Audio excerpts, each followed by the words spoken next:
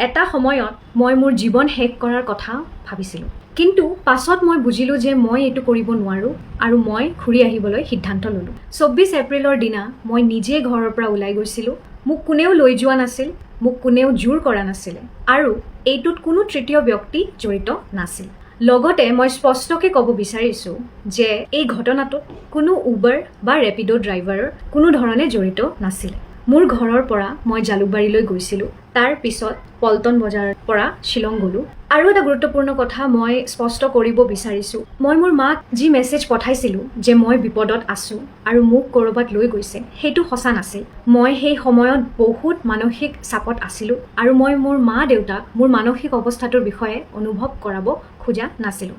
মই যেতিয়া শ্বিলং পালোঁ, মই নিজে এখন হোটেলত চেক ইন কৰিছিলোঁ। CCTV ফুটেজত এইটো স্পষ্ট আছে যে মই তাত অকলে সোমাইছিলোঁ আৰু মই গোটেই ৰাতি তাতে অকলে আছিলোঁ। সেই সময়ত মই মানসিকভাৱে ঠিক নাছিলোঁ।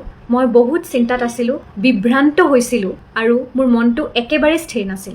এটা সময়ত মই মোৰ জীৱন শেষ কৰাৰ কথা ভাবিছিলোঁ, কিন্তু পাছত মই বুজিলোঁ যে মই এইটো কৰিব নোৱাৰোঁ আৰু মই ঘূৰি আহিবলৈ সিদ্ধান্ত ল'লোঁ। পিছদিনা পুৱা মই যেতিয়া ৰাস্তাত আহি বহিছিলোঁ, সেই সময়ত মই এগৰাকী মহিলাক দেখা পাই তেওঁৰ ওচৰলৈ যাওঁ আৰু তেওঁৰ সহায়ত মই মোৰ মাক ফোন কৰোঁ আৰু অসম পুলিচৰ সহায়ত মই সুৰক্ষিতভাৱে ঘূৰি আহিছিলোঁ। এতিয়া মই ক'ব বিচাৰোঁ এই অৱস্থালৈ মোক কিহে লৈ আহিছিল। 2 বছৰৰ পৰা মই নিহাৰজ্যোতি শৰ্মাৰ সৈতে এটা সম্পৰ্কত আছিলোঁ। এই সম্পৰ্কটো দুয়োপক্ষৰ পৰিয়ালেও জানিছিল, কিন্তু সময়ৰ লগে লগে মই বহুত চাপ, ভয় আৰু ধমকি অনুভৱ কৰিছিলোঁ। মোক কোৱা হৈছিল যে যদি মই সম্পৰ্কটো এৰি দিওঁ তেন্তে মোৰ ব্যক্তিগত ফটো আৰু ভিডিঅ'বোৰ জনসমাজত প্ৰকাশ কৰা হ'ব।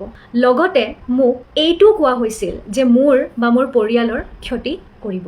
এই সকলোবোৰৰ বাবে মই বহুত দিন ধৰি ভয় আৰু চাপত আছিলোঁ। মই এইবোৰ কথা কাকো ক'ব পৰা নাছিলোঁ, আনকি নিজৰ পৰিয়ালকো ক'ব পৰা নাছিলোঁ। 24 এপ্ৰিলত মই যি পদক্ষেপ লৈছিলোঁ সেইটো এই দীঘলীয়া সময় ধৰি জমা হোৱা ভয় আৰু মানসিক চাপৰ ফল আছিল। মই এতিয়া FIR দাখিল কৰিছোঁ আৰু পুলিচৰ সৈতে সম্পূৰ্ণ সহযোগিতা কৰি আছোঁ। মই জানো যে মই যি মানসিক অৱস্থাত আছিলোঁ সেয়া সকলো মানুহে বুজি নাপাবও পাৰে, কিন্তু যিসকলে এনে অৱস্থাৰ মাজেৰে গৈছে আৰু গৈ আছে তেওঁলোকে নিশ্চয় বুজিব।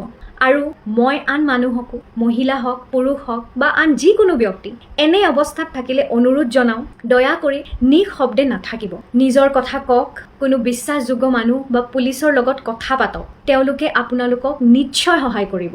মই সকলোকে অনুৰোধ কৰোঁ, অনুমানৰ ওপৰত কথা নক'ব। এইটো মোৰ আৰু মোৰ পৰিয়ালৰ বাবে ইতিমধ্যে বহুত কঠিন সময়।